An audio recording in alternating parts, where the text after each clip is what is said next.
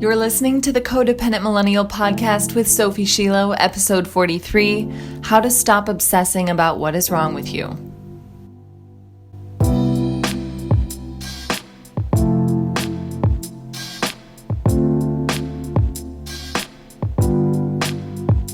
Hi loves. As usual, I want to bring a conversation to you today that I've been having with a lot of my clients lately. Today we're talking about the thought pattern of thinking, what is wrong with me? And also about the pattern of using everything that happens in your life as evidence or proof that there is something very wrong with you. Look, I know I spend a lot of time talking about what's wrong with us in a sense. I talk about codependency. Codependency is a personality disorder. We are too dependent, we're not confident, we're full of shame thoughts, we're stuck, we're doubting ourselves, we're unkind to ourselves, all of it, whatever.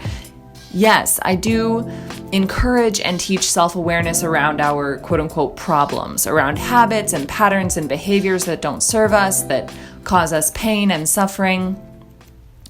But that very act can turn into self-berating, self-judgment, if it isn't coming from a compassionate, curious, more neutral, and more loving place. I have experienced myself and I have witnessed my clients become hyper vigilant about every tiny thing, using healing work as a way to find more and more things that are quote-unquote wrong with us. Using healing work against ourselves by never allowing rest and peace, the very rest and peace that we're supposedly seeking in the first place with the healing work. If you walk into healing work trying to quote unquote fix what's wrong with you, that's going to be how you continue to engage with healing work of any kind. We're talking coaching, therapy, yoga, like weight loss, health management, literally anything. So you'll then constantly be trying to fix something that isn't broken. You'll just be trying to find the next thing to fix, and the next thing after that, because you think that if you fix all these wrong things about you, that then everything will fall into place the way you've always wanted. You think that since your life isn't yet perfect or perfect enough, that there must be something wrong with you, or that you must be doing something wrong. This is really unkind, really harmful thinking that will keep you in stress and anxiety, and far away from peace and self-love and gratitude and contentment. Also, this creates a super codependent relationship between you and the healing work you're doing, or between you and the practitioner, either your coach or your doctor or your therapist or your yoga teacher. It's like you'll just come to them and say, okay, tell me what else is bad about me so that we can fix it, so that I'll be able to transcend my humanity and just feel good all the time. Just like tell me what to fix and I'll do it. You are not broken. You do not need fixing. Maybe you have a painful pattern that you keep repeating. Maybe you have some wounding that you're struggling to let go of, and that's affecting your relationships or your career or your body image. Maybe you want to be more confident, more decisive, more independent. Fine. But none of these things mean that there is anything wrong with you. Maybe you're carrying a lot of shame, the feeling that comes from believing that there is something wrong with you. But not even the presence of the feeling of shame means there is something wrong with you. It just means that you're carrying thoughts and beliefs that tell you that there is something wrong with you. If you typically spend a lot of time agonizing over trying to find all the things that are wrong with you, maybe just take a little break.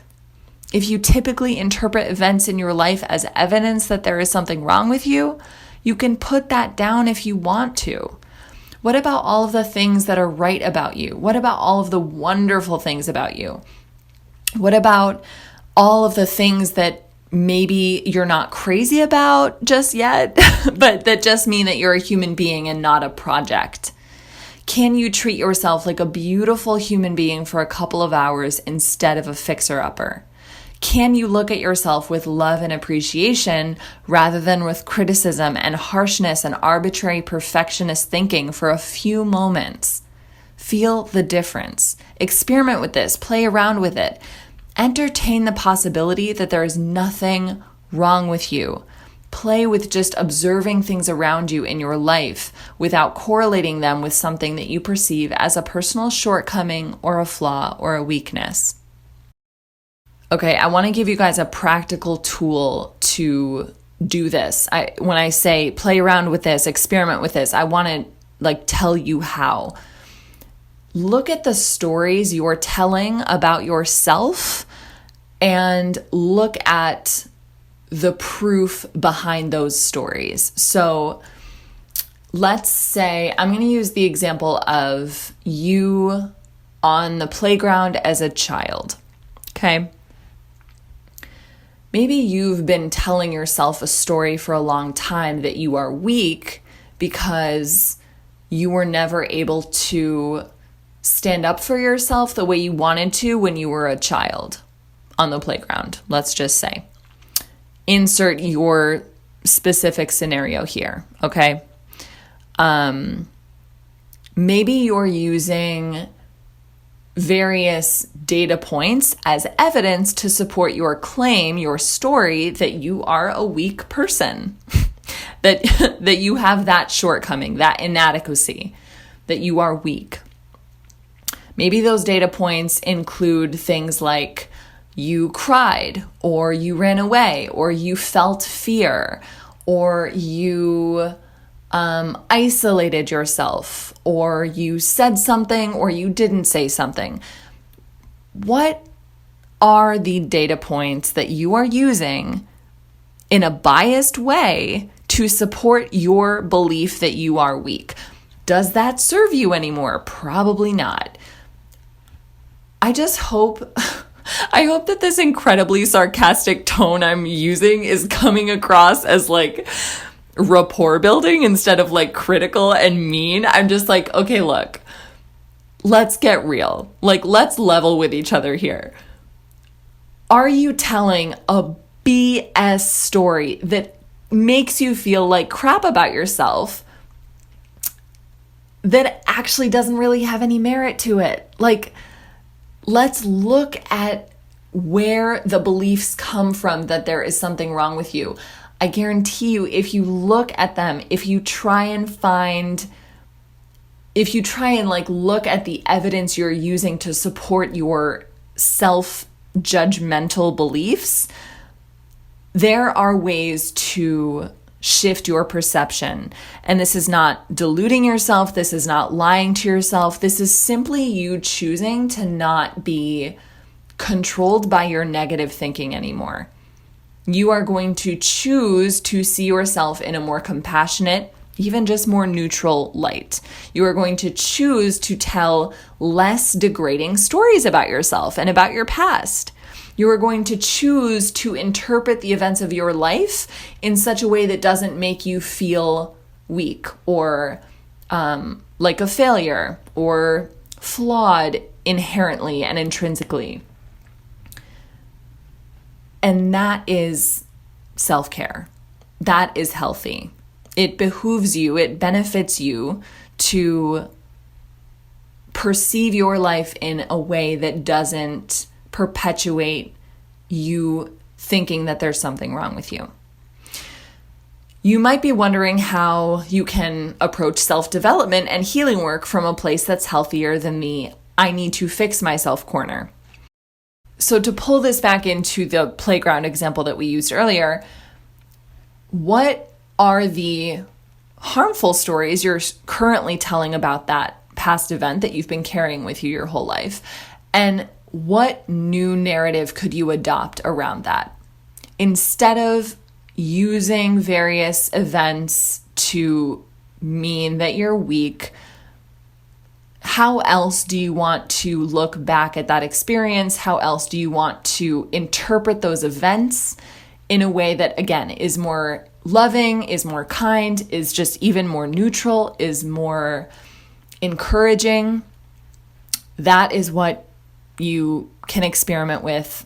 That is the practical way you can implement what we're talking about here on this episode. You might be wondering also how you can approach self-development and healing work from a place that's healthier than the quote-unquote, I need to fix myself corner. I think it's a beautiful and sacred thing to acknowledge places in your life that feel dissatisfying, uncomfortable, painful, stressful, etc., that you would like to soften and that you would like to improve.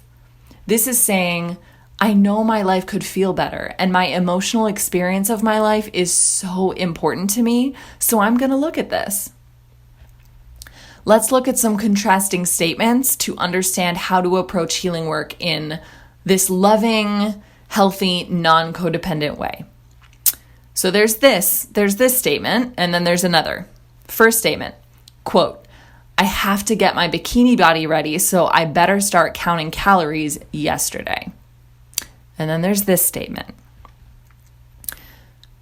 God, I am so excited to run around on the beach this summer. Now that the weather is warming up and the seasons are changing, I wonder what kind of foods my body is telling me that it needs. I wonder in this stage of my life what kind of movement my body wants and needs day to day. I wonder if that headache I keep getting is because I need to drink more water or I need to strengthen my back muscles. I wonder what I need to start practicing with myself so that I can fully enjoy every moment on the beach instead of hating my wonderful body. Notice a difference? Okay. Let's do another one. There's this statement. I have to fix my fucked up brain because I keep ruining all my relationships. If I don't fix this now, then I'll never find someone. And then there's this. Man, I keep seeing myself repeating the same patterns in relationships, but no matter what I try, I can't quite understand how to move past this painful cycle. Even though it's scary, I'm going to try to look at this with love and compassion. I'm going to try and ask myself what I'm doing to keep myself stuck here, and I'm going to work on it. No matter how hard it gets, I'm going to treat myself with love and respect, even when I have the urge to berate myself about all the times I messed up in the past. And above all else, I'm going to remind myself that another person doesn't validate my worth, my existence, my lovability, any of that. Again, can you feel the difference? So what have you been using in your life as proof and evidence that there is something wrong with you? And how can you reframe that, just like we did earlier with the exercise with the playground? How can you approach your healing work in a more loving and less critical way? Trust me, everything gets better when you stop making everything mean that there is something wrong with you. If you are ready to stop obsessing about what's wrong with you so that you can actually be present and enjoy your beautiful life, coaching might be a perfect next step for you. Right now, I'm scheduling discovery calls for the next round of the Codependency Cure Mentorship program. We have 6 more spots left as of April 27th, whenever you might be listening to this, and the doors close on May 12th. If you want to explore working together, you can fill out an application and schedule one of those amazing discovery calls with me so that we can look at what's coming up for you around codependency and talk about how I might be able to help you heal it. It's time to apply if you've been listening along and waiting for the mentorship to open back up, if you've been waiting for a reason to take the leap to explore coaching, if you've been feeling miserable and out of control and absolutely done with your codependency for far too long. Now is your time. I cannot wait to talk to you about what is possible beyond your codependency. Fill out the application at the link in the description of the episode. You can also read all about the mentorship and find the application at codependentmillennial.com/cure. CURE. I'll talk to you soon, and I hope you have a beautiful week.